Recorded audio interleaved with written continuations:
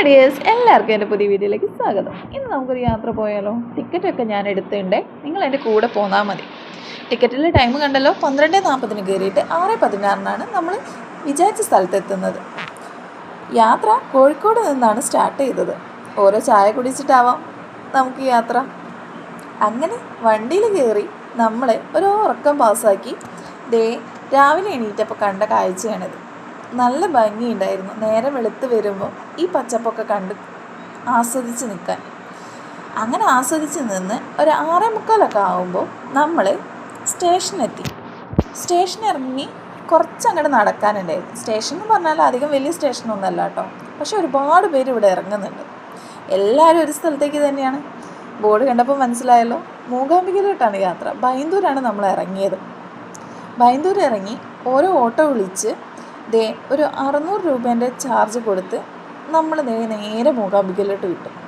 അടുത്തുള്ള ഹോട്ടലിൽ റൂം എടുത്ത് ഫ്രഷായി മൂകാംബിക ദേവീനെ തൊഴാൻ വേണ്ടിയിട്ട് നമ്മൾ ക്യൂവിലാണ്. എല്ലാവരും തട്ട് വാങ്ങിയിട്ടുണ്ടായിരുന്നു മൂകാംബിക ദേവിക്ക് സമർപ്പിക്കാൻ വേണ്ടിയിട്ട്. ഞാനും ഒരു തട്ട് വാങ്ങി. തട്ടിൽ പൂവായിരുന്നു ഉണ്ടായിരുന്നത്. അങ്ങനെ ഞങ്ങൾ അമ്പലത്തിൻ്റെ ഉള്ളിൽ കയറി ദേവിയെ ദർശിച്ചു.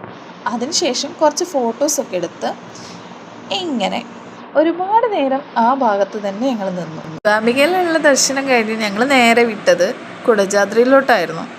കുടജാദ്രിയിലോട്ടുള്ള ട്രക്കിങ് എൻ്റെ ജീവിതത്തിൽ ഞാൻ ആദ്യമായിട്ടാണ് ഇത്രയും വലിയ ട്രക്കിങ്ങിന് പോകുന്നത്.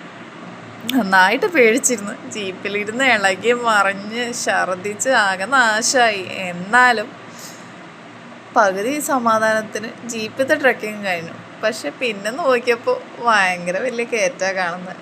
കയറ്റം കയറാൻ തുടങ്ങി ഇതിൻ്റെ ഒരു അവസാനം ഇല്ലേന്ന് വിചാരിച്ചു. പിന്നെ കരുതി എന്തിനാ ശങ്കരാചാര്യർ ഇത്രയും ദൂരത്ത് പോയി തപസ് ചെയ്തതെന്ന്. ഇതൊക്കെ വിചാരിച്ച് കയറ്റം കയറി നമ്മൾ അവിടെ എത്തുമ്പോൾ നമുക്കൊരു സമാധാനം കിട്ടാനുണ്ട്.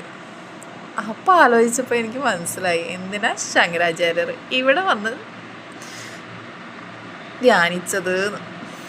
ശരിക്കും പറഞ്ഞാൽ മനസ്സിന് നല്ല സുഖം തോന്നി. ഒരു ഇത്തിരി നേരം ആ പീഠത്തിൽ അവിടെ ഇരുന്നിട്ടേ ഉള്ളൂ. അങ്ങനെ ഞങ്ങളുടെ യാത്ര ഇവിടെ അവസാനിച്ചു.